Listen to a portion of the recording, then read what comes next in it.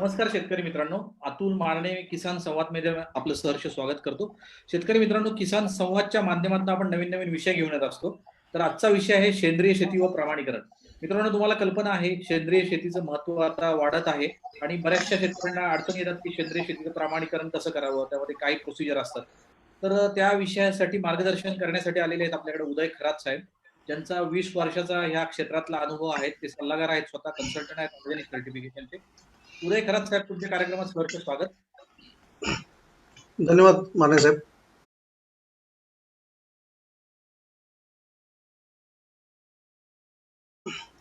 आता साधारण आपले जो 45 मिनिटाचं हे सर्टिफिकेशन ट्रेनिंग राहणार आहे.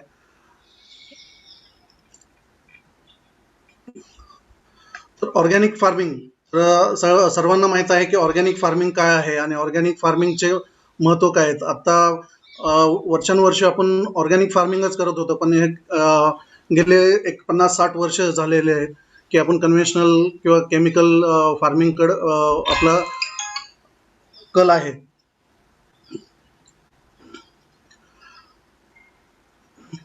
तर ऑर्गॅनिक फार्मिंग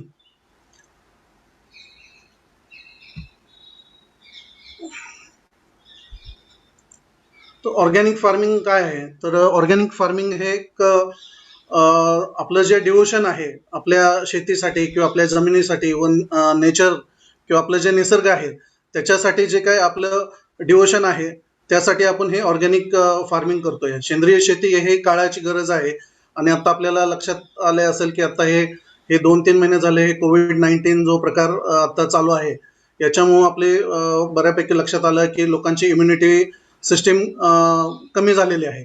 त्यामुळं आता लोकांना आता कळालेलं आहे की ही काळाची गरज आहे ना, आणि हळूहळू आपण सेंद्रिय शेतीकडे ऑर्गॅनिक फार्मिंगकडे वळत आहे. तर सेंद्रिय शेती जी आहे हे क्रॉप म्हणजे आपले पिकं आणि जे काय लाईफस्टॉक प्रोडक्शन आहे म्हणजे आपले पशुधन आहे हे यांचं इन्व्हॉल्वमेंट करून आपण नैसर्गिक शेती करू शकतो. बेसिकली याच्यात सेंद्रिय शेतीमध्ये बाहेरून केमिकल्स न आणता, केमिकल किंवा रासायनिक खतं किंवा रासायनिक पेस्टिसाइड्स न आणता आपण ऑन फार्म जे काही आपल्याकडं इनपुट आहे, निसर्गाने दिलेली आपल्याला जे काही साधन संपत्ती आहे त्याचा आपण उपयोग करून म्हणजे थोडक्यात आपल्याकडे जर देशी गाई आहे तर त्यापासून शेणखत व गोमूत्र आपण करून त्याचे स्लरी किंवा त्याचं मॅन्युअर बनवून आपण वापरू शकतो आपल्या स्वतःच्या शेतीसाठी. तर सेंद्रिय शेतीसाठी एक महत्त्वाचा थंब रूल आहे की तुमच्याकडे स्वतःची देशी गाय असणं गरजेचं आहे. कारण ऑर्गॅनिक फार्मिंग किंवा सेंद्रिय शेती बनवणं म्हणजे करण्यासाठी जे काय आपल्याला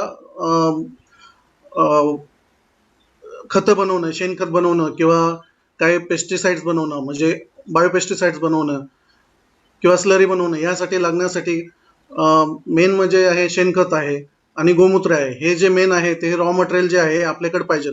त्यासाठी स्वतःकडं देशी गाय असणं गरजेचं आहे. जरी तुमच्याकडं देशी गाय नसेल तरी तुम्ही मग तुमच्या जे काय तुमच्या ग्रुपमधले तुमच्या शेजारच्या काही शेतकऱ्यांकडून तुम्ही शेणखत किंवा गोमूत्र घेऊ शकता म्हणजे विकत घेऊ शकता. पण तुम्हाला जर वर्षानुवर्ष सेंद्रिय शेतीमध्ये शेती करायची असेल सेंद्रिय, तर तुम्हाला स्वतःची देशी गाय असणं हे गरजेचं आहे.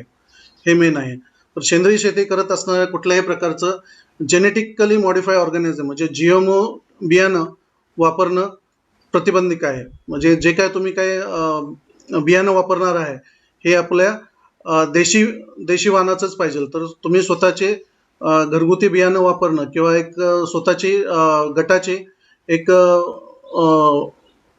सीड बँक तयार करणं गरजेचं आहे, जेणेकरून आपण स्वावलंबन होऊन स्वतःच्याच बियाणं वापरून स्वतःचेच सेंद्रिय शेती करू शकता. कारण बाहेरून जर तुम्ही काही बियाणं वगैरे घेतलं तर त्याचं कॉन्टॅमिनेशन किंवा दूषित असणे शक्यता त्याची दाट आहे. तर सेंद्रिय शेती हे जे काय करतो आपण ते म्हणजे नैसर्गिक साधन संपत्ती जी काय आपल्याला दिलेलं आहे निसर्गातून, तर त्यातूनच जे काय आहे त्यातूनच आपण स्वतःच्या फार्मवरती शेणखत, गांडूळ खत किंवा स्लरीज किंवा बायोपेस्टिसाइड्स हे तयार करून आपल्या शेतीमध्ये सेंद्रिय शेती करण्यासाठी आपण हे वापरतो, जेणेकरून ऑफ फार्म जे काय आपण दुकानातून खतं आहे, जैविक खतं आहे किंवा सेंद्रिय औषध बायोपेस्टिसाइड्स विकत आणतो, त्यांनी कॉस्ट ऑफ कल्टिवेशन वाढतं. त्यामुळं बाहेरून साधन सामग्री आणणे टाळायचं आणि स्वतःच्याच फार्मवरती हे काही बायोपेस्टिसाइड्स असतील, खतं असतील, हे स्वतः तयार करून त्याचाच वापर करणं गरजेचं आहे.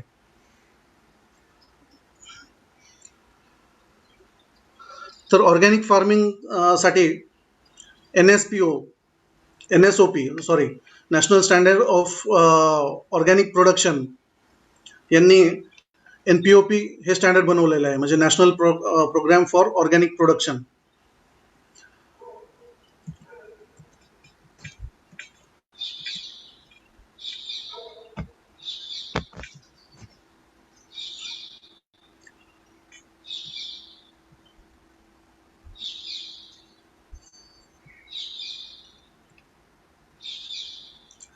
तर सेंद्रिय शेती का गरज आहे? तर सेंद्रिय शेती हे शॉर्ट टर्म शेती नसून ही लॉंग टर्म शेती आहे. म्हणजे ज्यांना कमी कालावधीमध्ये जास्त पैसा कमवायचा आहे त्यासाठी ही शेती नसून ज्यांना लॉंग टर्म सस्टेनेबल ॲग्रिकल्चर आहे, म्हणजे वर्षानुवर्ष पिढ्यानपिढ्या ज्यांना ही सेंद्रिय शेती बनवायची आहे त्यासाठी हा म्हणजे सेंद्रिय शेती करणं त्या शेतकऱ्यांसाठी उपयुक्त आहे.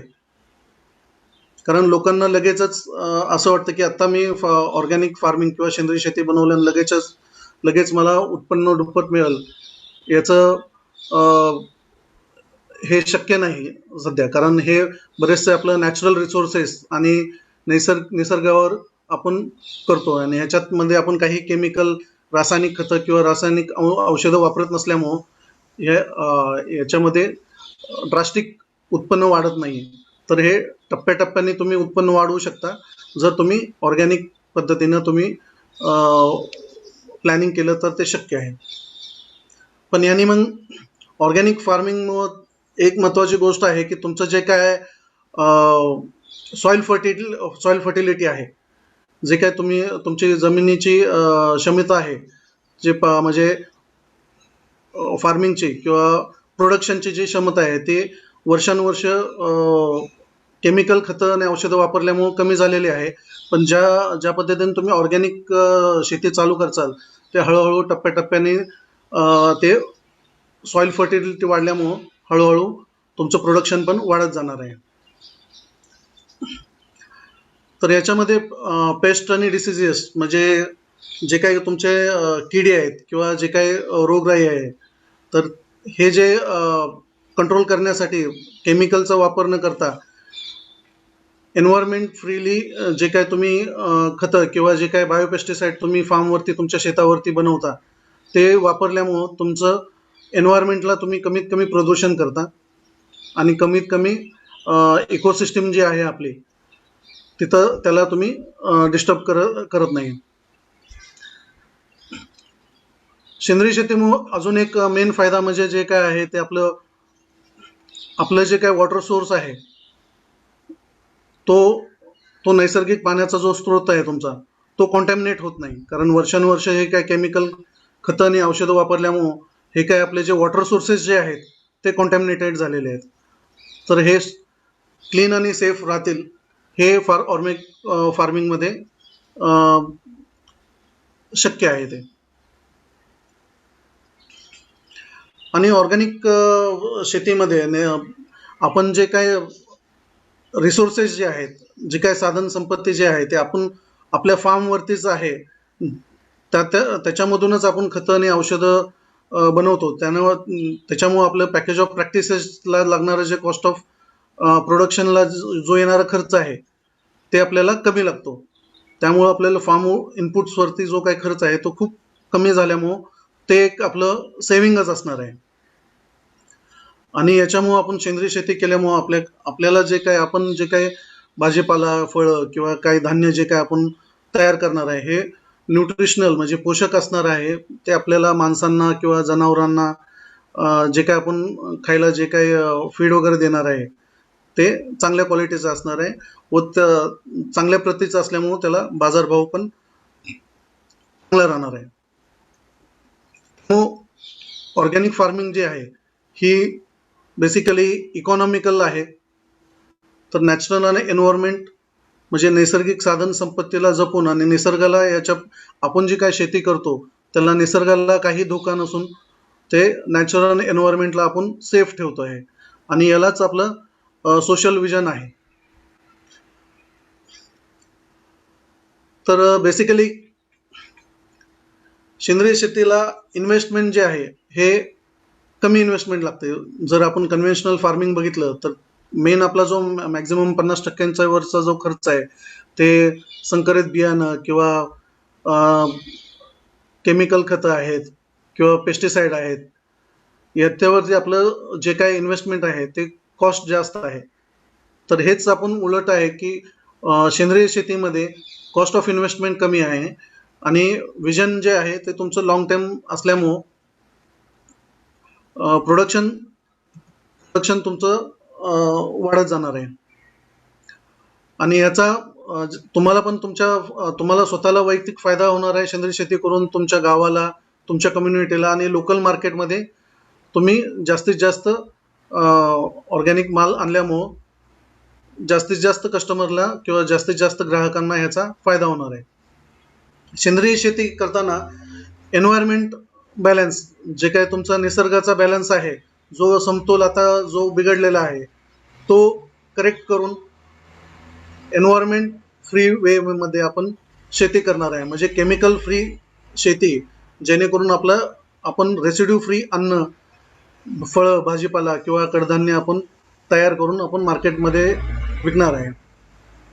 या सर्व गोष्टींमुळं पाणी असेल किंवा निसर्ग आहे आपला किंवा आपलं बायोडायव्हर्सिटी आहे, जैवविविधता आहे किंवा आपलं पशुधन जे आहे किंवा आपल्या जवळपास चे असताना नाले किंवा नद्या किंवा जंगल हे व्यवस्थित सेफ राहणार आहेत आणि कुठल्याही पद्धतीनं त्यांना कॉन्टॅमिनेट आपण करणार नाहीत. ही एक सोशल रिस्पॉन्सिबिलिटी आपण सेंद्रिय शेती करत असताना हे करतो. सेंद्रिय शेती करत असताना आपण सेल्फ सफिशियंट तर आहे बनतोच आपण. त्यामुळं आणि याच्यामुळं सेंद्रिय शेती करत असताना आपण गुड ॲग्रिकल्चर प्रॅक्टिसेस करतो हे आपल्याला लक्षात येतं आणि याच्यातून सेंद्रिय शेतीतून जो काही माल उत्पन्न तयार होतो हे चांगल्या प्रतीचं आणि चांगल्या ग्रेडचं आणि न्यूट्रिटिव्ह फूड तयार करतो. ही एक तुम्हाला एक समाधान असतं की आपण जे काय अन्न खातोय ते आपण रेसिड्यू फ्री किंवा अंश विरहित अन्न खातोय, केमिकल अंशविरहित अन्न खातोय जेणेकरून आपली इम्युनिटी पॉवर वाढेल किंवा आपले जे ग्राहक जे आपला माल घेणार आहेत शेतीमाल त्यांची पण इम्युनिटी पॉवर वाढेल. याच्यामुळं आपलं लोकल कल्चर डेव्हलप होऊन मार्केटमध्ये लोकल मार्केट ॲज वेल एज म्हणजे एक्सपोर्ट्सला डिमांड भयंकर वाढलेले आहे. तर त्यामुळं तुमच्या मालाला हा उठाव राहणारच आहे. त्यामुळं सेंद्रिय शेती करून जे काय माल तुम्ही तयार करणार आहे तो लॉसमध्ये जाऊ शकत नाही. तर डिमांड आता वाढत चाललेली आहे आणि हळूहळू ग्राहकांकडून सेंद्रिय मालाचं मागणी पुणे मुंबई सारख्या ठिकाणी वाढत चाललेली आहे.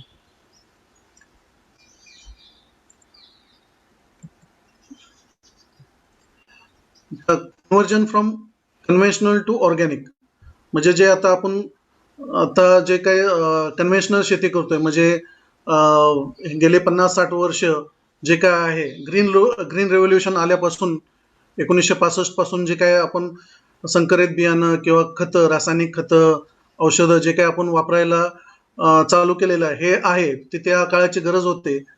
पण आता प्रोडक्शन वाढल्यानंतर ह्याचे जे दुष्परिणाम आहे कारण हे जे आहे ते खतं आणि औषधं हे जास्त प्रमाणात भडीमार वापर झाल्यामुळं हे जमिनीचं जे काय तुमचं फर्टिलिटी आहे हे उपजाऊ क्षमता कमी होऊन ती दूषित होत चाललेली आहे. तर त्यामुळं आता परत ही सायकल आहे. आता माल आपण भरपूर घेऊन आपण ग्रीन रिव्होल्युशन करून एवढ्या मोठ्या जनसंख्येला आपण अन्नधान्य दिलेलं आहे. पण आता जसं जसं याचे दुष्परिणाम सेंद्रिय आपलं रासायनिक खतं आणि पेस्टिसाइड्सचे ॲडव्हर्स इफेक्ट लोकांना लक्षात आल्यानंतर हळूहळू बॅक टू पॅव्हिलियन म्हणजे परत वर्षानुवर्ष जे आपले जुनी पिढी करत होते, सेंद्रिय शेती करत होते, परत परत आपण सेंद्रिय शेतीकडे वळत चाललेलो आहे. तर आपण आपलं शेत आहे ते पूर्ण ऑर्गॅनिक करू शकतो आणि ते सर्टिफाईड करून आपण मार्केटमध्ये प्रीमियम रेटने विकू शकतो. इन्क्लुडिंग लाईव्ह स्टॉक म्हणजे आपलं जे काय पशुधन आहे तर त्याचं जे काय दूध आणि दुग्धजन्य पदार्थ आहे त्यांचं पण सर्टिफिकेशन करून तुम्ही विकू शकता. आता कन्व्हर्जन पिरियड तुम्हाला माहित असेलच की सेंद्रिय शेतीचं जे काय कन्व्हर्जन पिरियड आहे तो साधारण 3 वर्षाचा आहे. तर ॲन्युअल क्रॉप्स जे आहेत किंवा सीझनल क्रॉप्स जे काय भाजीपाला आहे जो सीझनल आहे त्याला 2 वर्षामध्ये म्हणजे 24 महिन्यामध्ये आपण सर्टिफिकेशन करून ऑर्गॅनिक म्हणून विकू शकतो. आणि जे काय पेरेनियल क्रॉप्स आहेत ते 3 वर्ष म्हणजे साधारण 36 महिन्यामध्ये आपण ते सर्टिफाईड करून 100% ऑर्गॅनिक म्हणून विकू शकतो. तर हा जो कालावधी आहे तो तुम्ही रिड्यूस पण करू शकता. जसं की समजा तुम्ही PGS सर्टिफाईड असेल, तुमचा जो काही ग्रुप असेल, तुमचा जो काही शेतकरी गट असेल, त्यांनी ऑलरेडी PGS सर्टिफिकेशन ऑलरेडी केलं असेल आत्मातर्फे आणि त्यांना 3 वर्ष झालं असेल तर तर तुम्ही कुठल्या सर्टिफिकेशन एजन्सीसाठी NPOP साठी जर अप्लाय करत असाल तर डायरेक्ट तुम्हाला 1 वर्ष स्किप करून दुसऱ्या वर्षाला तुम्हाला ॲडमिशन मिळतं. जेणेकरून तुम्हाला मग NPOP सर्टिफिकेशन फक्त 1 वर्षात सीझनल क्रॉपसाठी मिळेल आणि पेरेनियलसाठी 2 वर्षात मिळू शकतो. तर हे सर्टिफिकेशन एजन्सी डिसाईड करते ते. किंवा तुम्ही जर वर्षानुवर्ष ते पडीक जमीन असेल किंवा वर्षानुवर्ष त्याच्यावर शेती केली नसेल तर त्यासाठी शासनाने अपेडाने एक प्रोव्हिजन केलेलं आहे की जर तुमच्या तिथल्या जवळच्या कृषी अधिकाऱ्यांनी किंवा ॲग्रिकल्चर युनिव्हर्सिटीनं जर तुम्हाला लिहून दिलं की ही वर्षानुवर्ष पडीक जमीन आहे आणि याच्यावरती कुठल्याही प्रकारची रासायनिक शेती केलेली नाही आहे तर तुमचं 1 वर्ष हे कन्व्हर्जन पिरियड कमी होऊ शकतो. जे तुम्हाला पेरेनियलला 3 वर्ष लागतात ते 2 वर्षात होऊन किंवा जे 24 महिने लागतात ॲन्युअल क्रॉपला ते 1 वर्षात होऊ शकतो. तर हे डिपेंड्स ऑन म्हणजे सर्टिफिकेशन बॉडी. तर हे आधी तुम्ही तुमच्या सर्टिफिकेशन एजन्सीला ज्याच्याकडून तुम्ही सर्टिफिकेशन करून घेणार आहे तर त्यांच्याकडे तुम्ही हे सांगू शकता की आमच्याकडे PGS आहे. तर तुमचं ते PGS सर्टिफिकेशन व्हॅलिड असेल तर तुमचं 1 वर्ष NPOP मध्ये कमी होतं.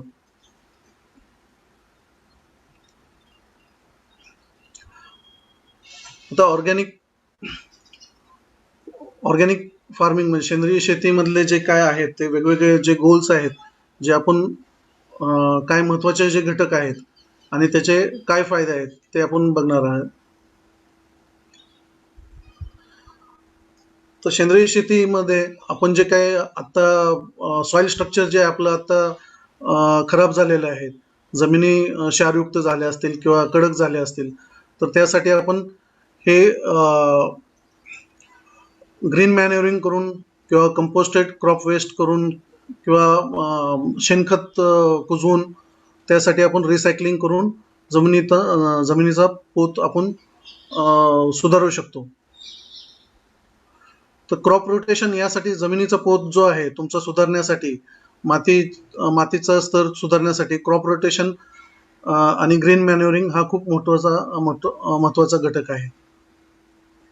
पर तुमच्या जमिनीची मातीची पाण्याची जी क्षमता आहे ते वॉटर होल्डिंग कॅपॅसिटी वाढवण्यासाठी मल्चिंग आणि ग्रीन मॅन्युरिंगमुळे खूप फायदा होतो. तुमची जमीन फर्टाईल होतेच आणि वॉटर होल्डिंग कॅपॅसिटी पण वाढते. तर सेंद्रिय शेती करत असताना ऑटोमॅटिक हे जे काय तुमचे काय पेस्ट आणि डिसीजेस किंवा तण जे आहेत हे तुमचे IPM द्वारे तुम्ही कंट्रोल करू शकता. IPM तुम्हाला सर्वांना माहितच आहे, इंटिग्रेटेड पेस्ट मॅनेजमेंट आहे. म्हणजे जोपर्यंत तुमचा जो काय थ्रेशोल्ड लेवल आहे जे काय तुमच्या रोगाचा किंवा किडीचा जो काय थ्रेशोल्ड लेवल आहे तोपर्यंत तुम्हाला कुठल्याही प्रकारचं कीटकनाशक बायोपेस्टिसाइड वापरायची गरज नाही. आणि प्रॉपर प्लॅनिंग करून जर प्रॉपर व्हिजिलन्स तुम्ही केला तर तुम्ही व्यवस्थित हे जे काही वेगवेगळे बायोपेस्टिसाइड्स आहेत, दशपर्णी अर्क किंवा ब्रह्मास्त्र, निमास्त्र, हे जीवामृत, जे काय म्हणजे तुम्ही आपल्या तुमच्या शेतामध्ये जे तयार करता, हे तुम्ही बायोपेस्टिसाइड्स वापरू शकता. तर क्रॉप कल्टिव्हेशन प्रॅक्टिसेस जर तुम्ही प्रॉपरली ठेवता आणि जर क्रॉप रोटेशन जर तुम्ही ठेवले, म्हणजे तेच पीक तर तुम्ही दरवर्षी न घेता अदला बदल करून क्रॉप रोटेशन केलं तर बऱ्यापैकी तुमचं जमिनीचा पोत पण सुधारतो आणि जमीन न्यूट्रिशनल व्हॅल्यू वाढते तुमची जमिनीची, व्हेंटिलेशन वाढतं जमिनीमध्ये आणि जीवाणूंची संख्या जी आहे ती जमिनीमध्ये वाढते. त्यामुळं ऑटोमॅटिक तुमचं प्रोडक्शन वाढणार आहे. जे काय तुमच्या जमिनीमध्ये जे काय न्यूट्रिएंट्स आहेत, जे अनअवेलेबल फॉर्ममध्ये आहेत, तर ऑटोमॅटिकली हे जीवाणू वाढल्यानंतर तुमच्या जमिनीमध्ये ऑटोमॅटिकली तुमचं अपटेक वाढतो, पाण्याचा असेल किंवा न्यूट्रिएंट्सचा असेल.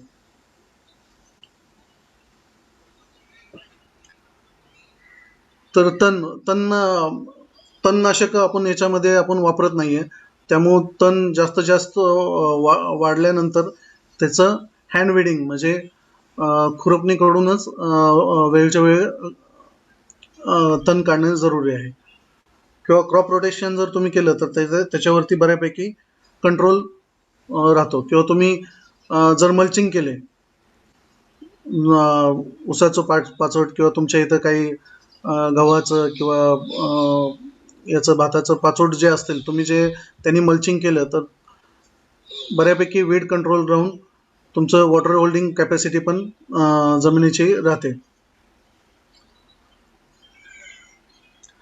तर सेंद्रिय शेतीमुळे जसं आपण आधीच आपण सांगितलं होतं की तुमचं जमिनीमध्ये जे काय पाण्याचे लेवल आहे ते पण वाढण्यासाठी मदत होईल आणि जे काय तुमचे नॅचरल सोर्सेस आहेत किंवा तुमचे जवळपासचे नदी किंवा नाले किंवा जे काही बोरवेल वगैरे आहेत, तर ते क्लीन राहतील आणि कॉन्टॅमिनेट होणार नाहीत याची काळजी घेणं. दुसरा एक वॉटर सोर्स व्यवस्थित ठेवण्यासाठी एक महत्त्वाची गोष्ट आहे की जवळपास केमिकल फॅक्टरीज किंवा MIDC नसणे हे एक चांगलं आहे. म्हणजे जवळपास 40-50 किलोमीटरच्या आसपास कुठली केमिकल फॅक्टरी नसावी. जर जर आपल्या शेताच्या केमिकल फॅक्टरी असेल तर ते म्हणजे एअर कॉन्टॅमिनेशन, वायूद्वारे कॉन्टॅमिनेशन होऊ शकतं किंवा तिथून जे काय घाण पाणी, सांडपाणी ते काय बाहेर फेकले जातात, त्यांनी आपले नदी, नाले किंवा आपले पाण्याचा जो स्रोत आहे तो कॉन्टॅमिनेट होण्याचे चान्सेस असतात. त्यामुळं कधीही लक्षात ठेवा, नवीन जमीन वगैरे घेताना MIDC किंवा असं वेगवेगळ्या फॅक्टरीज लांब असले तर चांगलं असतं, जेणेकरून आपलं एअर किंवा वॉटर कॉन्टॅमिनेशन होणार नाही. तर क्रॉप रोटेशन म्हणजे तुम्हाला माहीतच आहे की पिकांची फेरबदल किंवा फेरपालट म्हणू शकता तुम्ही.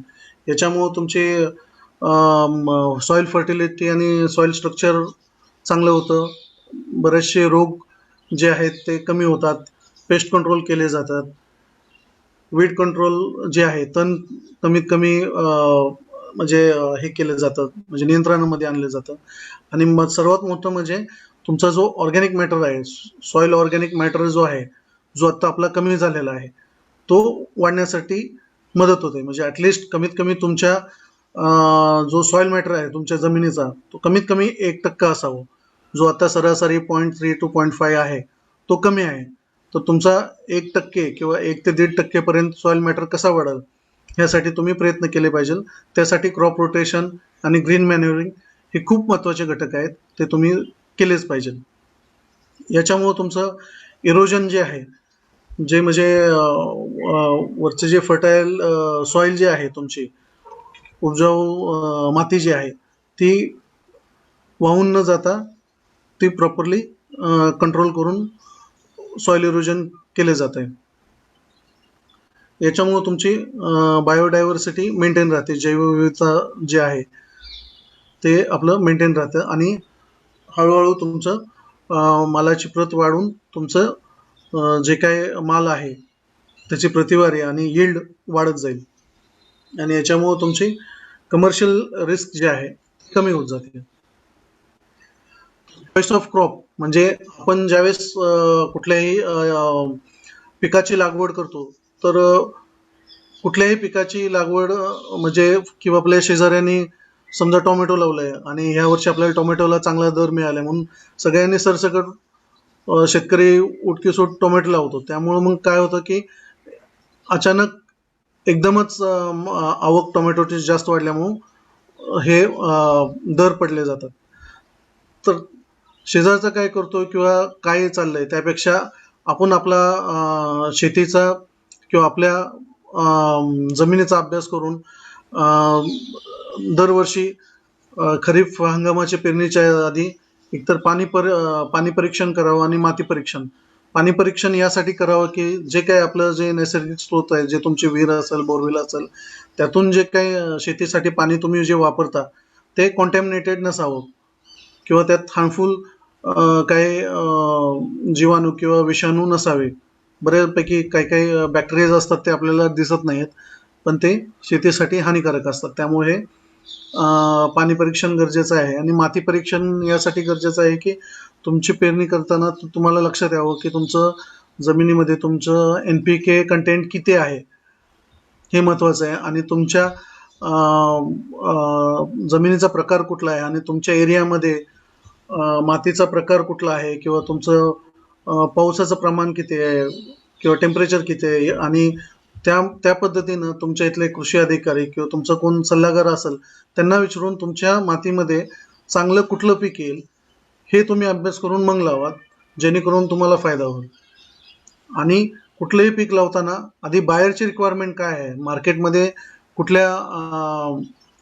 कुठल्या पिकाला जास्त म्हणजे मागणी आहे ह्याचा अभ्यास करून मगच त्याची लागवड करा. म्हणजे बाहेर जर तुमच्याकडे असेल, जर ग्राहक असेल, त्या पद्धतीनेच तुम्ही प्रॉपर प्लॅनिंग करून याचं नियोजन करून पेरणी करावी किंवा लागवड करावी.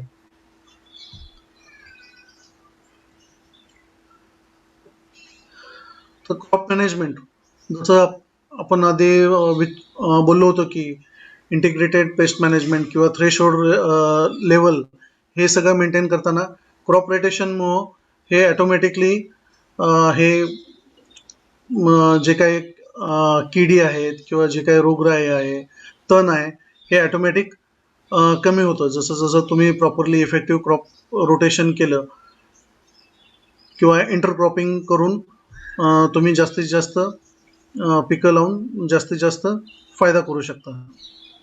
मल्चिंगचं जसं तुम्ही आपण बोललो होतो की मल्चिंगचे फायदे आहेत, जेणेकरून तुमचं तण कमी होऊन तुमचं जे पाणी क्षमता जी आहे तुमच्या मातीमध्ये पाणी धरण्याची म्हणजे वॉटर होल्डिंग कॅपॅसिटी हे वाढते. तर इनपुट मॅनेजमेंट म्हणजे आपण जे काही औषधं जे आहे म्हणजे बायोपेस्टिसाइड जे काही वापरतो आपण शेतामध्ये, हे जे आहे ते बाहेरून विकत न आणता जास्तीत जास्त आपण शेतामध्ये जीवामृत किंवा निमास्त्र, ब्रह्मास्त्र हे वेगवेगळे जे काय आहेत बायोपेस्टिसाइड ते स्वतः आपण तयार करून स्वतः वापरावे, जेणेकरून आपला खर्च कमी होईल. तर ऑफ फार्म इनपुट्स जे काय आहेत हे पण तुम्ही वापरू शकता, पण ते सर्टिफाईड पाहिजे आणि ते ऑर्गॅनिकल सर्टिफाईड पाहिजे. जर ऑर्गॅनिक सर्टिफाईड नसतील तर कृपया ते वापरू नये. त्यावरती सर्टिफिकेशन एजन्सीचा शिक्का पाहिजे. भले मग तुम्ही औषधं बायोपेस्टिसाइड वापरत असाल तर त्याच्यावरती पण सर्टिफिकेशन एजन्सीचा शिक्का आणि रजिस्ट्रेशन नंबर असणं बंधनकारक. आणि जे काय तुम्ही सेंद्रिय खतं आणता, कंपोस्ट आणता बाहेरून, तर त्याच्यावरती पण सर्टिफाईडचा शिक्का असणं गरजेचं आहे. किंवा मग तुम्ही स्वतःच सेंद्रिय खतं जसं कंपोस्ट आहे, वर्मी कंपोस्ट आहे, ते बऱ्याचशा पेंडी आहेत, बायोडायनॅमिक खतं आहेत, ग्रीन मॅन्युअल, जीवामृत, सीवीड, पंचगव्य हे सगळं तुम्ही स्वतः बनवू शकता शेतीमध्ये. त्यामुळं जास्तीत जास्त तुम्ही ऑन फॉर्म इनपुटवर भर देऊन ऑफ फॉर्म इनपुटवर भर देऊ नये. कारण आपल्याला माहीत नसतं बाहेरून जे विकत आणलेलं आहे ते जेन्युन आहे का कॉन्टॅमिनेटेड आहे, याची काय आपल्याला गॅरंटी नव्हती. तर इनपुटची क्वालिटी अश्युरन्स असण्यासाठी हे काय बायो फर्टिलायझर्स आहेत, ते बायो फर्टिलायझर्स आहेत रेग्युलेटेड, हे रेग्युलेट करतं फर्टिलायझर कंट्रोल ऑर्डर जे आहे, FCO जे आहे ते FCO सर्टिफाईडच वापरावं. आणि हे बायोपेस्टिसाइड्स जे आहेत यांचं जे रेग्युलेशन आहे ते CIA सेंट्रल इन्सेक्टिसाइड ऍक्ट आहे ते करतात. तर याची एक नियमावली येते की तुम्ही तुमच्या फार्मिंगमध्ये तुम्ही जे सेंद्रिय शेती करताना कुठले घटक वापरायचे आणि कुठले वापरू नये, म्हणजे कुठले वापरायचे त्याचं वेगळी यादी असते आणि कुठले वापरायचे नाहीत, म्हणजे काय अप्रूव्ड आहेत, काय नॉट अप्रूव्ड आहेत, काय रिस्ट्रिक्टेड आहेत आणि काय प्रोहिबिटेड आहेत. तर हे बरेचशी यादी आहे, हे तुम्हाला ॲपेडाच्या वेबसाईटवर मिळून जाईल तुम्हाला.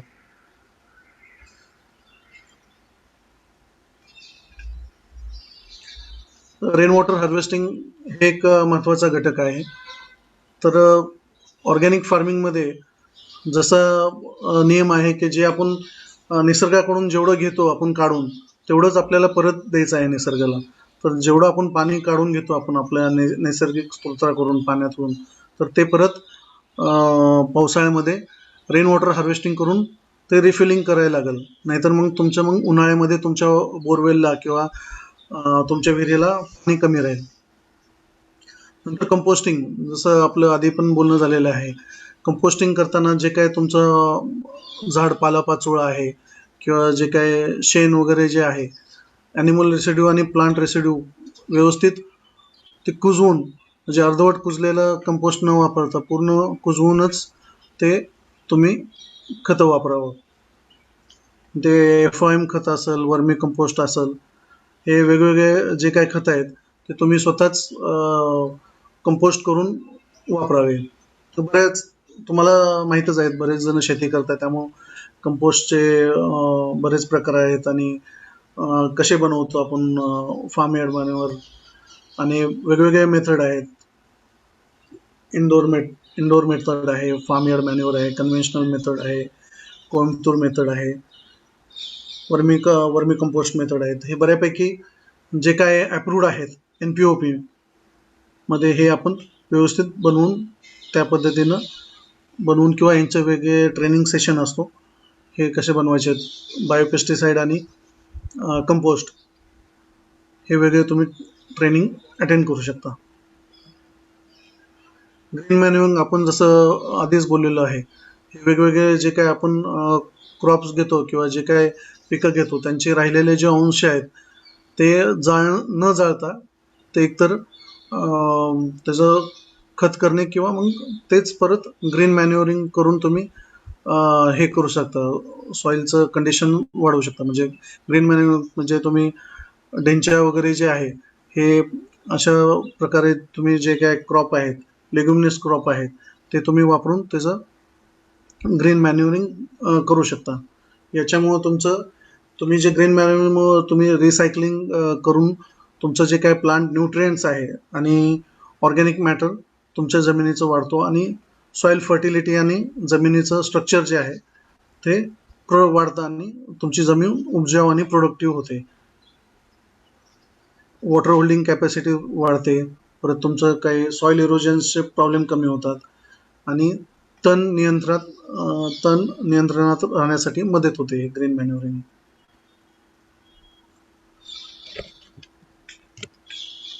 ग्रीन मॅन्युअरिंगचं तर तुम्हाला माहितीच आहे काय काय वापरता ग्रीन मॅन्युअरिंगसाठी. परत मल्चिंगचं पण सगळ्यांना माहीतच आहे की मल्चिंग हे जमीन ढकण्यासाठी बरंचसं वापरले जातं मल्चिंग. याच्यामुळं जे काय आहे तुमचं काय पालापाचोळं आहे किंवा पाचोट आहे ऊसाचं वगैरे ते तुम्ही वापरून तुम्ही मल्चिंग करू शकता. याच्यामुळं मल्चिंगचे फायदे तुम्हाला माहीतच आहेत, जेणेकरून तुमचं वॉटर इव्हॅपोरेशन रेट कमी राहतो, ज्याच्यामुळं तुमचं वॉटर होल्डिंग कॅपॅसिटी तुमच्या जमिनीत जास्त राहते. कमीत कमी पाण्यामध्ये जास्तीत जास्त उत्पन्न घेऊ शकता तुम्ही. तण नियंत्रण होऊ शकतं, सॉइल इरोजन, मायक्रोबियल ॲक्टिव्हिटी वाढतात. याच्यामुळे तुमचं प्रोडक्शन वाढतं आणि सर्वात महत्त्वाचं म्हणजे ऑर्गॅनिक मॅटर हे तुमच्या जमिनीचं वाढतं मल्चिंगमुळे. वीड कंट्रोलचं पण जसं तण नियंत्रण आपण बऱ्याच वेळा बोललेलो आहे. क्रॉप रोटेशन किंवा खुरपणी करून हे तण नियंत्रणात आणणे, ग्रीन मॅन्युअरिंग याच्यामुळं किंवा जनावरे जर तण जास्त झालं तर जनावरांना सोडून शेतामध्ये सोडून ते तण खाऊन टाकतात. ते बरेचसे प्रकार आहेत ज्याच्यामुळं तुम्ही तण कमी करू शकता. याच्यामुळं तुमचं जेवढं तण तुम्ही कंट्रोलमध्ये करचाल तेवढं तुमचं क्रॉप यील्ड वाढेल. पेस्ट अँड डिसीज मॅनेजमेंट आपण याच्यावरती ऑलरेडी बोललेलोच आहे की तुमचं क्रॉप म्हणजे तुमचं शेत जर हेल्दी पाहिजे असेल तर कमीत कमी कीड आणि रोग त्यात पाहिजे, तर त्यासाठी IPMचा इंटिग्रेटेड पेस्ट मॅनेजमेंट याचा अभ्यास करून मित्रकिडी वापरून जास्तीत जास्त जे काय बायोपेस्टिसाइड जे आपण शेतामध्ये बनवतो त्याचाच वापर करून कंट्रोल करायचा आहे. म्हणजे नॅचरल वेनी आपल्याला कंट्रोल करायचं आहे. निसर्ग स्वतःच कंट्रोल करतो. तुम्हाला जसं माहीत आहे की लोक थोडी जरी कीड दिसली की लगेच पेस्टिसाइड जे आहे रासायनिक पेस्टिसाइड फवारत असतात.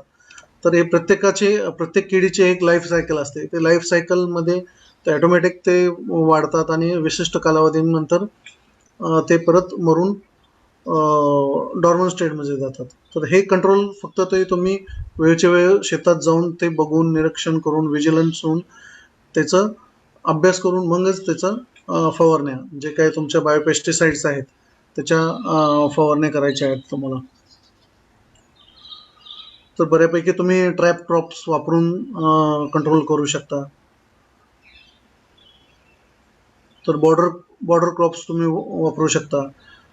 परत रेजिस्टंट लोकल पेस्ट आणि डिसीजला रेजिस्टंट व्हरायटीज आहेत, लोकल व्हरायटीज आहेत, त्याचा अभ्यास करा तुम्ही की कुठल्या व्हरायटीमुळं कुठल्या बियाणांमुळं कमीत कमी कीड आणि रोगराई येईल ते तुम्ही अभ्यास करून तुम्ही स्वतःची जर तुमची सीड बँक असेल तर ह्याच्यावर तुम्ही अभ्यास करून बऱ्यापैकी तुम्ही कीड व रोग नियंत्रण करू शकता तुम्ही. तर याप्रमाणे आपल्याला नैसर्गिकरित्या किडींचा नियंत्रण करायचं आहे, कंट्रोल करायचं आहे. Paste and disease management. परत ऑर्गॅनिक पेस्ट मॅनेजमेंटच्या बऱ्याचशा टेक्निक्स आहेत, तुम्हाला माहीत असतील. फेरोमेन ट्रॅप्स आहे, स्टिकी ट्रॅप्स आहेत, नीम ऑइल आहे, परत गोमूत्र आहे, बटर मिल्क किंवा वेगवेगळ्या 5 झाडांचा पाला एकत्र करून तो फर्मेंट करून तुम्ही बनवू शकता. परत बफर क्रॉप्स जे आहेत आपल्या प्लॉटच्या शेजारी बफर झोन असणं गरजेचं आहे आणि बफर क्रॉप्स असल्यामुळं शेजारचे जो काही शेजारचा शेतकरी जो काही फवारणी करत असेल त्याचा जो काही फवारा आहे तो आपल्याकडं न येण्यासाठी बफर झोन मेंटेन करून झाडं झुडपं लावून हे कंट्रोल करू शकता तुम्ही. तर वेळच्या वेळी शेतात जाऊन तुम्ही अभ्यास करणं गरजेचं आहे की कुठली कीड आलेली आहे, त्याचं किती लाईफ सायकल आहे, तर तुम्ही नॅचरल वेनी कसं कंट्रोल करू शकता. जर नैसर्गिक ते कंट्रोल नाही झाले, जर थ्रेशोल्ड लेवल झाल्यानंतर मगच तुम्ही त्याच्यावरती तुमचे जे काही ऑन फार्म जे काही बायोपेस्टिसाइड्स तुम्ही बनवलेले आहेत ते तुम्ही वापर करू शकता.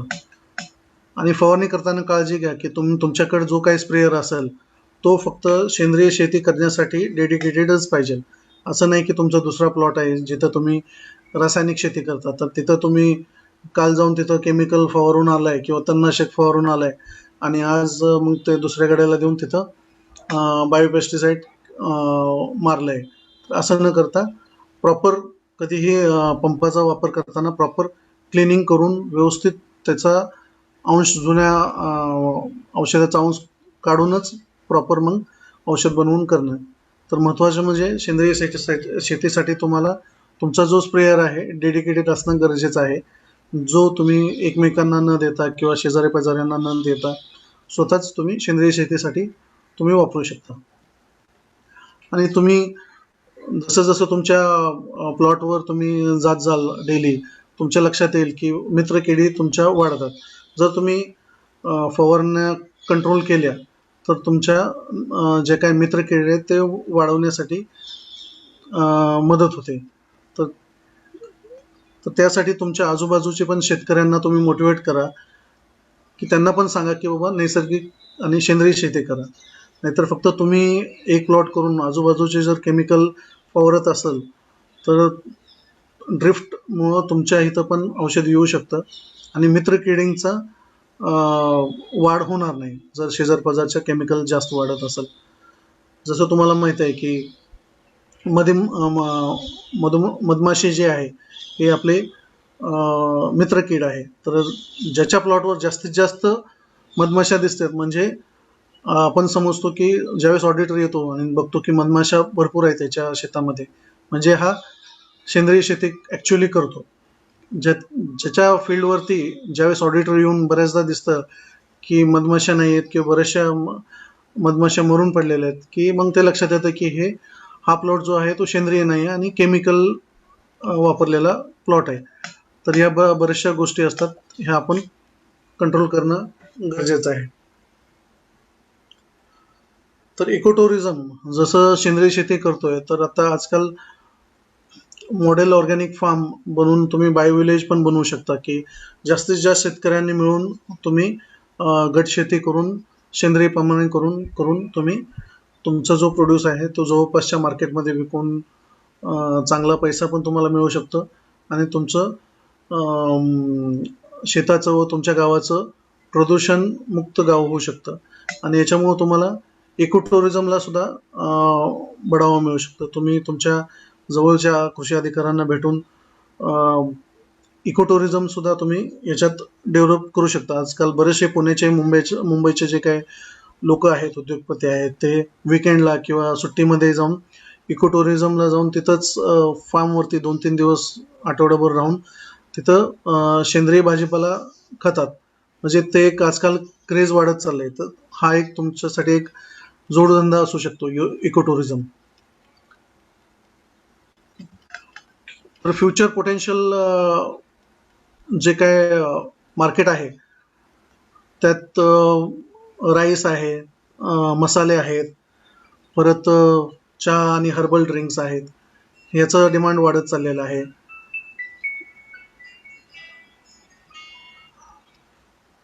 परत ग्राउंडनट आहेत, मेडिसिनल आणि हर्ब्स आहेत, मिलेट्स आहेत, सोयाबीन आहेत, सीसम म्हणजे ऑइल सीड्स आहेत, शुगर आणि जॅगरी आहे. फ्रेश फ्रुट्स अँड व्हेजिटेबल्सला भरपूर मार्केट आहे. तर या पद्धतीनं बऱ्यापैकी या कमोडिटीजला मार्केट आहे. तर हे 10 मार्केट्स आहेत. Germany, France, UK, Netherland, Switzerland, Canada, Australia, Japan, south Korea, Israel हे म्हणजे आपले साऊथ ईस्ट एशियामधून त्यांना हा आपला माल पाहिजे.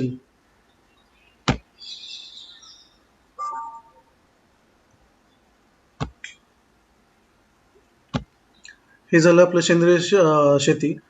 आणि सेंद्रिय शेतीनंतर जे काही सर्टिफिकेशनसाठी जे काही लागणार आहे हे थोडक्यात आपण एक 5 ते 10 मिनिटात आपण बघणार आहोत.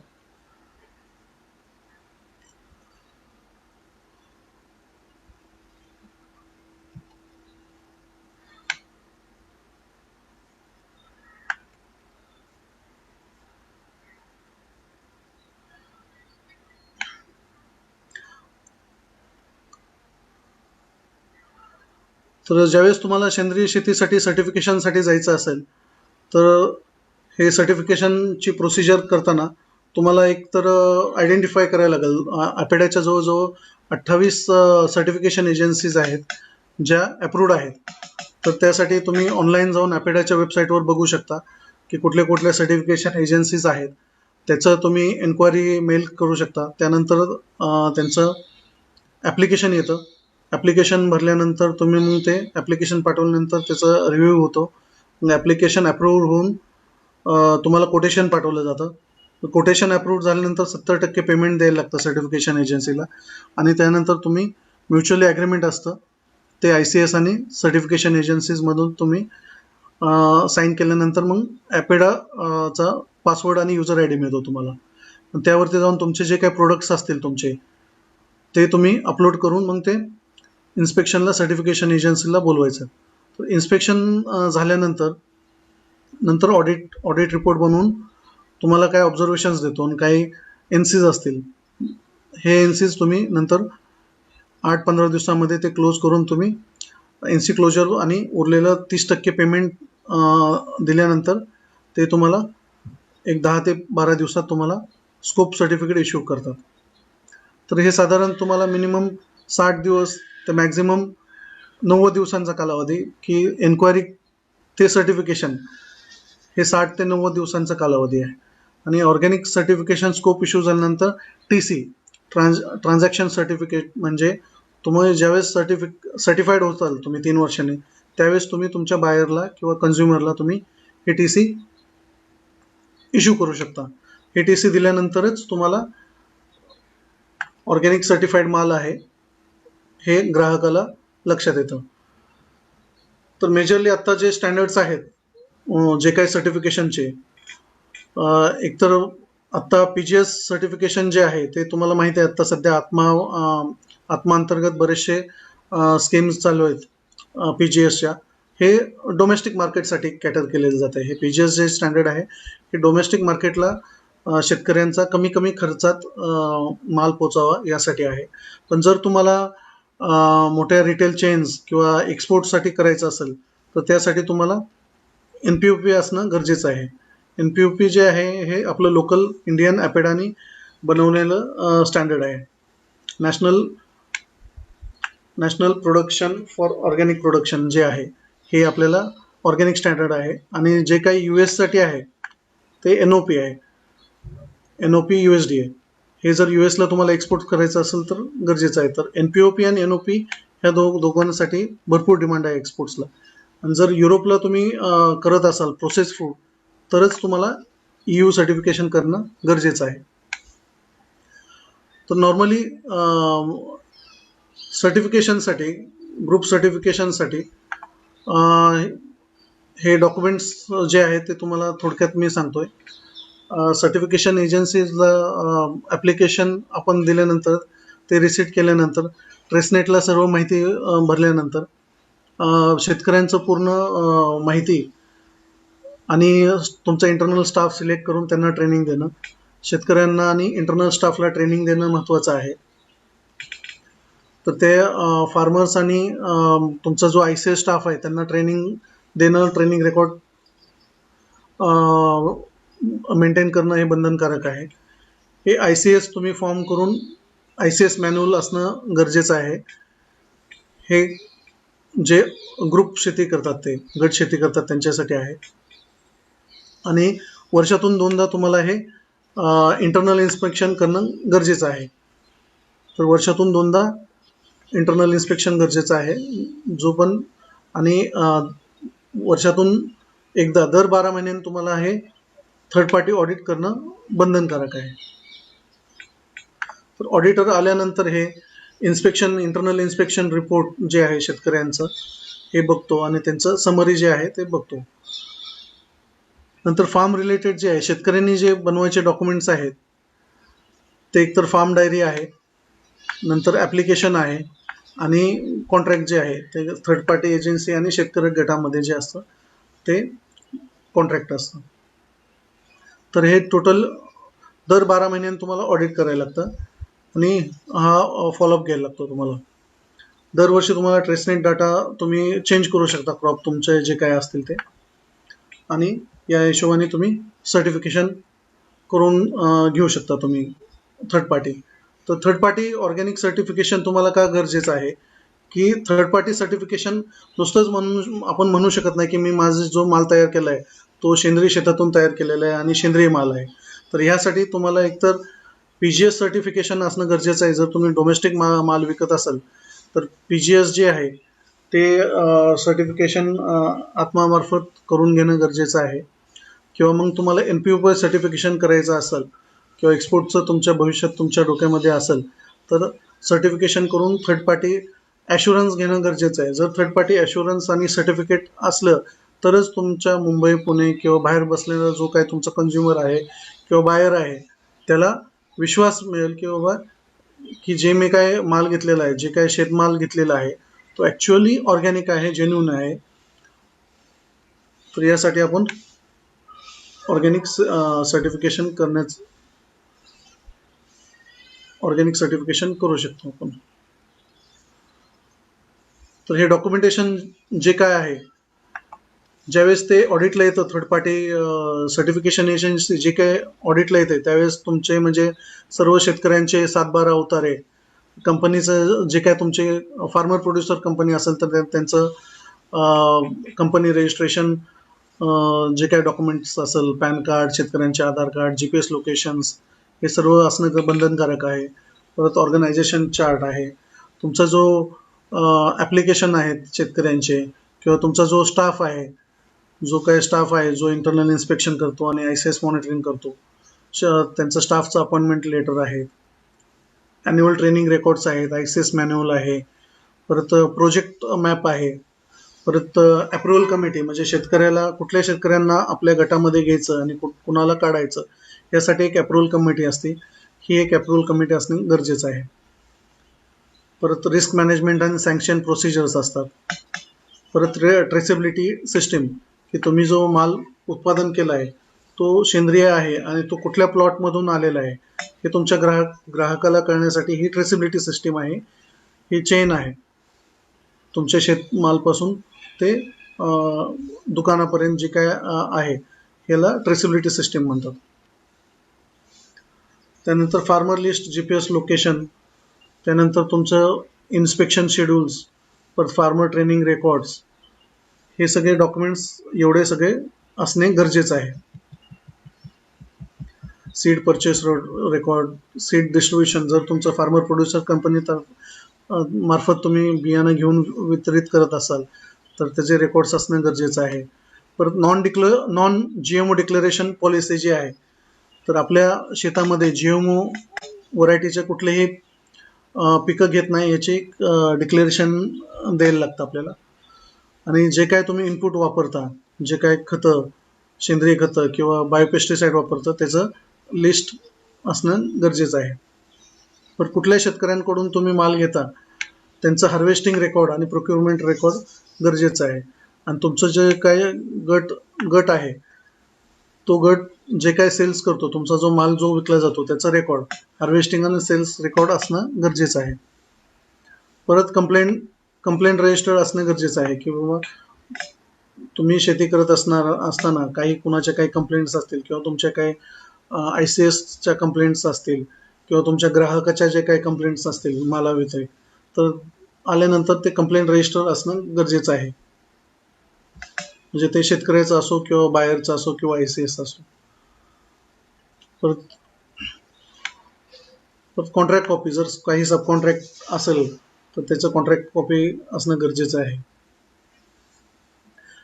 परत लेबल जे असतात, तुम्ही ज्यावेळेस 3 वर्ष झाल्यानंतर ऑर्गॅनिक स्टेटसमध्ये आल्यानंतर तुम्हाला तुमच्या ग्रुपचा किंवा एक ट्रेड नेमचा हे लेबल ड्राफ्ट करून हे NPOP NOPचे जे लोगो आहेत किंवा PGS हे तुम्हाला लेबल बनवून तुमच्या सर्टिफिकेशन एजन्सीजकडनं अप्रुव्हल घेणं गरजेचं आहे.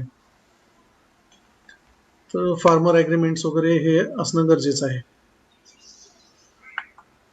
तर अशा पद्धतीनं शेतकऱ्यांनी फार्मर डायरी भरून ठेवणं गरजेचं आहे, की थर्ड पार्टी ऑडिटर आल्यानंतर स्क्वेअर रूट पद्धतीनं फार्मर सिलेक्शन करून तुमचे ते ऑडिट करतात. अशा पद्धतीने आपलं हे साधारणतः हे 45 ते 50 मिनिटाचं हे सर्टिफिकेशन प्रोसिजर आहे. आणि आता आपण याच्यानंतर एक 10 मिनिटं आपण अ, अ, काय प्रश्न उत्तराचा जो काही कालावधी आहे तो आपण घेऊया. आणि तुमचे प्रश्न झाल्यानंतर तुम्हाला जर काही माझं दुसरे काही प्रश्न विचारायचे असतील तर मी माझं कॉन्टॅक्ट डिटेल्स डिस्प्ले करतो. धन्यवाद उदयजी. खूपच ओके. सविस्तर आणि उपयुक्त माहिती दिली तुम्ही. तर शेतकरी मित्रांचे काही प्रश्न आहेत तर मी चेक करतो एक मिनिट. झूम मध्ये काही शेतकरी मित्र आहेत तर त्यांचे प्रश्न आपण पहिले घेऊया. मला वाटतं लाड साहेबांचा आवाज येत नाहीये तर तोपर्यंत आपण बाकी प्रश्न विचारूया. तर पहिला प्रश्न आहे मिलिंद लोखंडे यांचा. त्यांचा प्रश्न असा आहे की ऑर्गॅनिक फार्मिंगसाठी किती एकर क्षेत्र असावे आणि जर शेजारच्या बाजूचे जर शेतकरी केमिकल वापरत असेल तर त्यासाठी काय करावे? अम, मी प्रेझेंटेशनमध्ये पण सांगितलं होतं असं की म्हणजे एरियाचं काही स्पेसिफिक नाही आहे तुमचं. तुमचं अर्धा एकर, 1 एकर, 2 एकर कितीही असू शकतो. एरियाला काही बंधन नाही. पण तुमचा जो गट आहे, जो सेंद्रिय गट आहे तुमचा, तो कमीत कमी 20 शेतकऱ्यांचा पाहिजे. तर ॲपेडाने कॅपिंग ठेवलेलं आहे. 25 शेतकरी ते 500 शेतकरी. 25 ते 500 मध्ये ही तुमची गटाची संख्या पाहिजे. आणि एरियाचं काय तसं बंधन नाही. तसं हे गट शेती जी आहे आणि ऑप्शन 2 जो आहे सर्टिफिकेशनचा गट शेतीचा, तर त्यामध्ये असं काही नाही. म्हणजे हे नॉर्मली हे डिझाईन केलेले आहे छोट्या शेतकऱ्यांसाठी, म्हणजे ज्याचं ॲव्हरेज 1 एकर किंवा 1 हेक्टर क्षेत्र आहे. नॉर्मली 10 एकर किंवा 10 एकरच्या वरचा जो शेतकरी आहे त्यांनी इंडिव्हिज्युअल सर्टिफिकेशन जाणं चांगलं राहतं. पण सर्टिफिकेशन कॉस्ट जास्त असल्यामुळं आपला एरिया कमी असल्यामुळे हे जास्तीत जास्त 90% शेतकरी हे ग्रुप सर्टिफिकेशनमध्ये जातात. तर त्याला एरियाचं काही तसं कॅपिंग नाही आहे. फक्त 10 एकरपेक्षा जास्त शेतकरी जे आहेत ते 50% पेक्षा जास्त नसावं. म्हणजे मॅक्झिमम शेतकरी हे छोटे असावे असा एक नियम आहे आपेडाचा. धन्यवाद उदयजी. हा. पुढचा प्रश्न तानाजी येवले साहेबांचा आहे. त्यांचा प्रश्न असा आहे की बऱ्याच वेळा मार्केटमध्ये लिहिलेलं असतं प्रॉडक्ट वरती की हे सेंद्रिय आहे म्हणून, तर ते चेक करायची काही व्यवस्था आहे का? हो आहे. नुसतं ऑर्गॅनिक लिहिलेलं गरजेचं म्हणजे ते फेक असू शकतं. तर ऑर्गॅनिक शेवटी जे आहे organic certified by certification agency, example Ecocert. Ecocert जे आहे इनपुट अप्रुव्हल देतं. इनपुट अप्रुव्हलची वेगळी नियमावली. जसं आपण ऑर्गॅनिक सर्टिफिकेशन हे गटाचं करतो तसंच इनपुटचं ऑर्गॅनिक सर्टिफिकेशन ही अपेडाची स्कीम आहे. तर ह्यासाठी ते जे काय खतं किंवा जे काय बायोपेस्टिसाइड आहे हे थर्ड पार्टीनी अटेस्टेड असणं गरजेचं आहे. फार्म इनपुट अटेस्टन, एक्झाम्पल इकोसर्टनी जर सर्टिफाईड केलं असेल तर त्याच्यावरती सर्टिफिकेशन एजन्सी इकोसर्टचा शिक्का असणं गरजेचं आहे आणि त्याचं लायसन्स नंबर असतो. इकोसर्टचा लायसन्स नंबर असतो तो त्याच्यावर असतो, तो असणं गरजेचं आहे. जर तुम्हाला ते फेक वाटलं तर तुम्ही इकोसर्टच्या वेबसाईटवर जाऊन तुम्ही चेक करू शकता किंवा ते कस्टमर केअरला तुम्ही विचारू शकता. किंवा तुम्ही ज्या दुकानदाराकडून खतं आणलंय, शेणखत किंवा बायोपेस्टिसाइड, त्याला तुम्ही विचारू शकता की हा सर्टिफाईड आहे का, तर त्याचं सर्टिफिकेट दाखव. तर ते तुमच्या डीलर किंवा डिस्ट्रीब्युटरकडनं त्याचं रजिस्ट्रेशन सर्टिफिकेट मिळू शकतं, जर ते ऑथेंटिक सर्टिफाईड ऑर्गॅनिक असेल तर. नाहीतर नाही. तर प्रत्येक वेळेस हे चेक करणं गरजेचं आहे तुम्हाला की शिक्का आहे का नाही, ऑर्गॅनिक इनपुट अटेस्टेड आणि रजिस्ट्रेशन नंबर. ओके. पुढचा प्रश्न आहे विराज बिराजदार साहेबांचा. त्यांचा प्रश्न असा आहे की हायब्रिड सीड ऑर्गॅनिक सर्टिफिकेशन मध्ये चालतात का? नाही, हायब्रिड सीड ऑर्गॅनिक सर्टिफिकेशन मध्ये चालत नाही. पण जर तुमचा गट नवीन असेल, पहिलं वर्ष आहे तुमचं ऑर्गॅनिक मध्ये, तुम्ही वर्षानुवर्ष कन्व्हेन्शनल शेती करताय आणि आता तुमचं पहिलं वर्ष आहे सेंद्रिय शेती करणं, तर तुमच्याकडं साहजिकच तुमच्याकडं बियाणं नसणार आहे, तुम्ही हायब्रिड वापरले. पण ते जे तुम्ही पहिल्या वर्षी जे काय तुम्ही दुकानातनं जे काय बियाणं आणलं असेल ते जे ट्रीटेड बियाणं असतं, तर ते आधी धुवून म्हणजे अनट्रीटेड करून तुम्ही ते जीवामृत किंवा जी काही स्लरी आहे, शेणखत आणि जीवामृतची जे काही स्लरी आहे त्याच्यात तुम्ही भिजवून त्याचा जो ट्रीटेड केलेला आहे ते काढून तुम्ही हे स्लरीने ट्रीटेड करून ते वापरू शकता पहिल्या वर्षी. पण नंतर नंतर त्यापासून तुम्हाला जे काही पीक मिळेल त्यानंतर तुम्ही मग स्वतःचं तुमची सीड बँक ओन सीड तुम्ही राखून ठेवणं हे गरजेचं आहे. फक्त पहिल्या वर्षी तुम्हाला अलाउड आहे जर तुमच्याकडे अवेलेबल नसेल. त्यामुळे तुम्हाला हे 2-3 वर्षात तुम्हाला स्वतःची तुमच्या गटाची सीड बँक बीज बँक बनवणं गरजेचं आहे.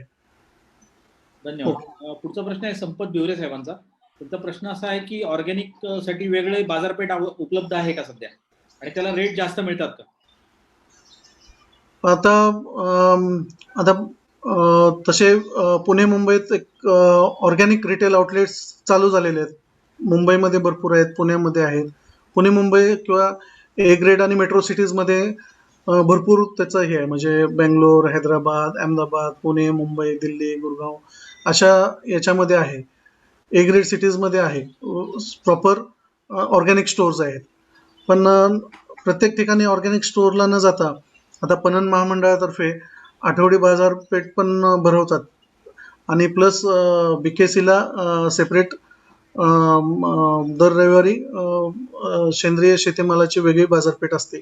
पणन महामंडळ आहे ते वेगवेगळ्या फार्मर प्रोड्युसर कंपनीशी टायअप करून ते बाजारपेठ भरवत आहे. तर जवळच्या तुमच्या कृषी विभाग किंवा पणन महामंडळाच्या अधिकाऱ्यांना संपर्क तुम्ही साधू शकता. ते सांगू शकतात की तुमच्या आसपास कुठं आहे ते सांगू शकतात तुम्हाला. पण आहे बऱ्यापैकी आणि डिमांड वाढत आहे. किंवा तुमच्या आसपास जे काही प्रोसेसिंग युनिट्स असतील, बरेचसे एक्सपोर्टर आहेत, त्यांना ऑर्गॅनिक सर्टिफाईड माल पाहिजे असतो, पण ते शेतकऱ्यांकडे सर्टिफिकेशन नसल्यामुळे ते घेऊ शकत नाहीत. किंवा बरेचसे प्रोसेसिंग युनिट आहेत ते ऑर्गॅनिक फूड बनवतात, त्यांना तुम्ही रॉ मटेरियल प्रोव्हाइड करून आधीच टायअप करू शकता तुम्ही. आणि आधी टायअप केल्यानंतर मग तुम्हाला हमीभाव पण मिळू शकतं. कॉन्ट्रॅक्ट साईन करून मग तुम्ही सेंद्रिय शेती करू शकता, जेणे म्हणून तुम्हाला एक सस्टेनेबल अमाऊंट तुम्हाला मिळत जाईल. म्हणजे साधारण रेग्युलर कन्व्हेन्शनल मार्केटपेक्षा साधारण 25% कमीत कमी तुम्हाला प्रीमियम रेट मिळू शकतो. काही ठिकाणी काही जे काय तुमचे जर माल उच्च प्रतीचा असेल तर 50% सुद्धा तुम्हाला प्रीमियम मिळतो.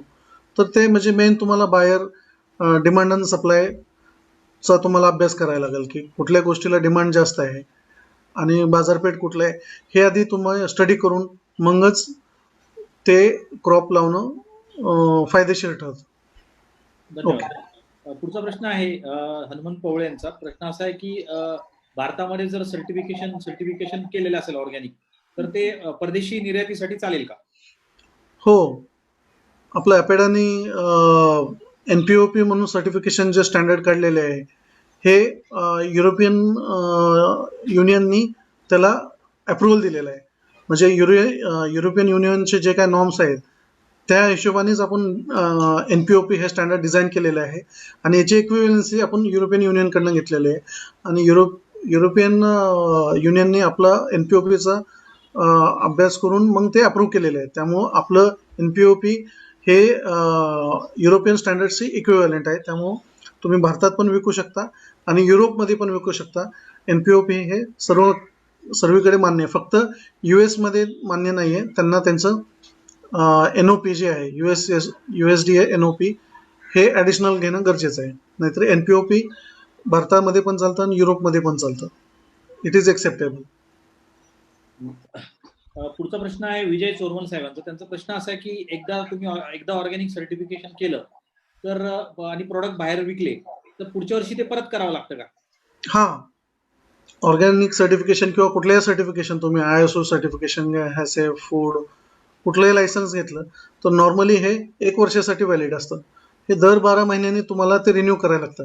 कारण ह्या वर्षी आम्ही तुम्हाला सर्टिफाईड केलं आणि सर्टिफिकेट दिलं तर परत 6 महिन्यांनी तुम्ही परत केमिकल काही बियाणं वापरलं किंवा काही खतं वापरलं किंवा काही GMO व्हरायटी वापरल्या किंवा काही तुमचं प्लॉट किंवा तुमची शेती कॉन्टॅमिनेट झाली का नाही ह्याची शाश्वती राहत नाही. त्यामुळं दर 12 महिन्यांनी थर्ड पार्टी ऑडिट येऊन तो इन्स्पेक्टर तुमचं फील्ड व्हिजिट करतो.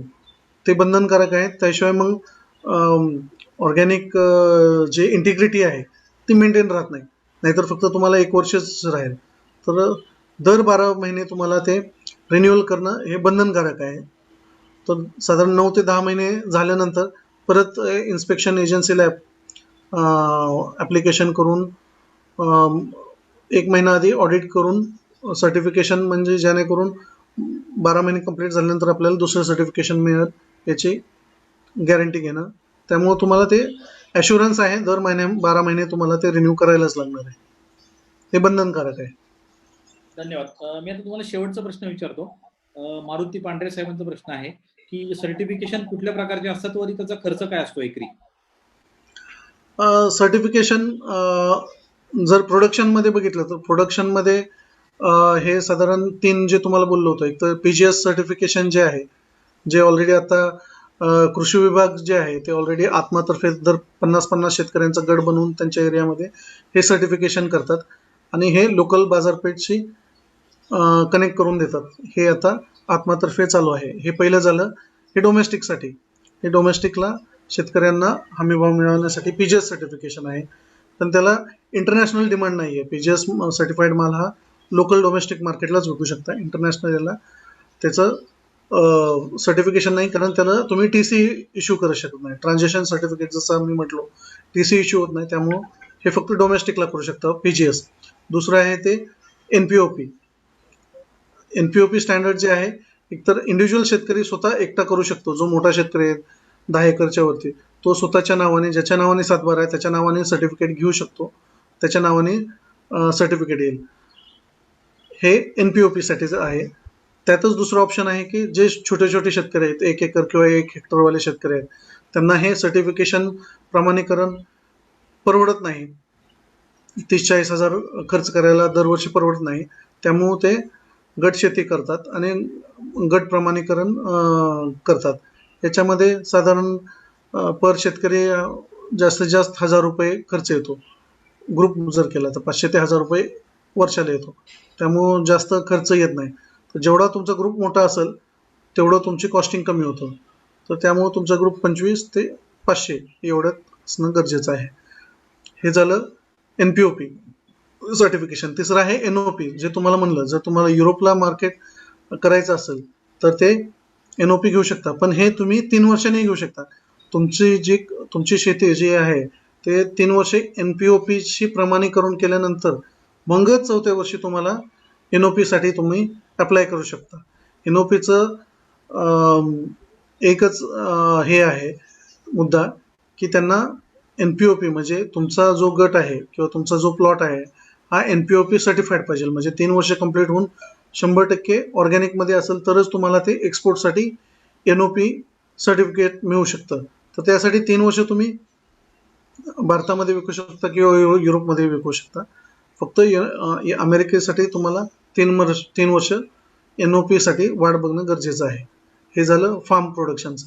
नंतर तुमचं जर स्वतःचं काही युनिट असेल, प्रोडक्शन युनिट फार्मवरती, समजा तुमचं ऊस आहे आणि तुम्ही गुळ बनवता, गुऱ्हाळ आहे, तर ते तुम्ही, जर तुमचं ऊस सर्टिफाईड असेल 3 वर्ष पूर्ण होऊन ऑर्गॅनिक स्टेटसमध्ये जर तुमचं 4थं वर्ष चालू असेल, त्या ऊसाने जे काय तुम्ही गुळाची पावडर किंवा गूळ किंवा काकवी जे काय तुम्ही प्रोडक्ट बनवचाल तो तुम्ही ऑर्गॅनिक सर्टिफाईड करू शकता, पण त्यासाठी तुम्ही प्रोसेसिंगसाठी परत अप्लाय करणं गरजेचं आहे. फार्म प्रोडक्शन स्टँडर्ड NPOPचं वेगळं आहे आणि प्रोसेसिंग युनिटचं NPOP गरजेचं आहे. म्हणजे पूर्ण जे काय चेन ऑफ कस्टडी जे आहे, फार्म टू रिटेल मार्केट, यामध्ये जिथं जिथं तुमच्या शेतीमालाचा हात बदलला जातो किंवा एका फॉर्ममधून दुसऱ्या फॉर्ममध्ये केला जातो, म्हणजे ऊस आहे तुमचा, सेंद्रिय ऊस आहे, त्यापासून तुम्हाला गूळ बनवायचं किंवा काकवी बनवायचे किंवा गुळाची पावडर, जिथं तुम्ही ते ऊसापासून गूळ बनवता त्या युनिटला NPOP सर्टिफिकेशन असणं गरजेचं आहे. ओके. वैजनाथ लाड साहेबांचा प्रश्न आहे की याचे टेंटेटिव्ह कॉस्ट सांगू शकाल का तुम्ही, किती खर्च येतो साधारण? PGS सर्टिफिकेशनला तर खूप कमी खर्च आहे. त्याचा बऱ्यापैकी शासनच खर्च करते आणि याचा इंडिव्हिज्युअल तुम्हाला जर तुमचं समजा एका एक्झाम्पल 5 एकर क्षेत्र आहे आणि तुम्हाला एकट्यालाच करायचं आहे, तुमच्या नावावर सातबारा आहे, तर साधारण ₹15,000 वार्षिक खर्च येतो जर तुमच्या एकट्याचं करायचं असेल.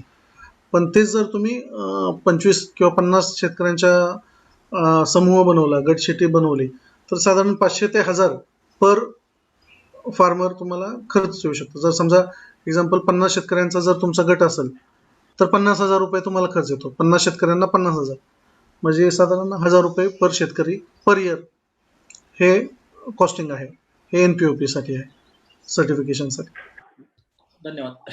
पुढचा प्रश्न आहे निरंजन साहेबांचा. त्यांचा प्रश्न असा आहे की आतापर्यंत किती शेतकऱ्यांनी महाराष्ट्रामध्ये सर्टिफिकेशन केलेलं आहे, ऑर्गॅनिक सर्टिफिकेशन? त्याची काही लिस्ट आहे का, अशी कुठे मिळेल का आपल्याला? त्याचं लिस्ट कारण जो 29 सर्टिफिकेशन एजन्सीज आहेत, प्रत्येकाचं वेगळे आहे. त्यामुळं तसं अवघड आहे, कारण प्रत्येक कुठलीही सर्टिफिकेशन एजन्सी त्यांचे क्लायंट जे कोण आहेत शेतकरी किंवा त्यांचे युनिट आहेत, ते कॉन्फिडेन्शियलिटी अग्रीमेंट असल्यामुळं ते तुम्हाला सांगू शकत नाहीत. हे कॉन्फिडेन्शियल. खरात साहेब नमस्कार, माझा आवाज येतोय आपल्यापर्यंत? हो, येतोय. हा, येतोय.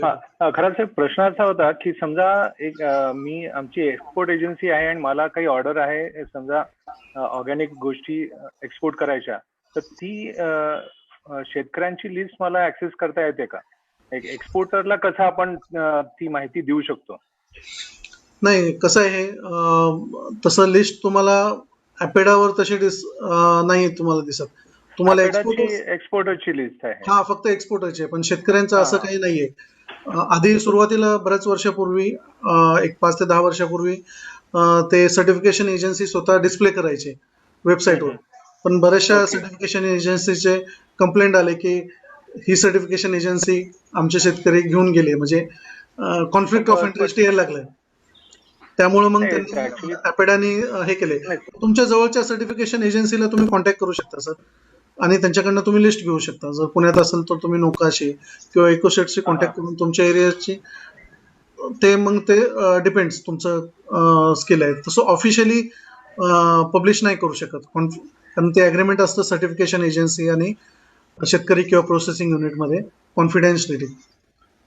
त्यामुळे तसं गव्हर्नमेंटकडे पण हे रेकॉर्ड नसतं का आपल्याकडे? अपेडाकडे मिळू शकतो. अपेडाकडे मिळू शकतो. शेतकऱ्यांचा डेटा असतो अपेडाकडे?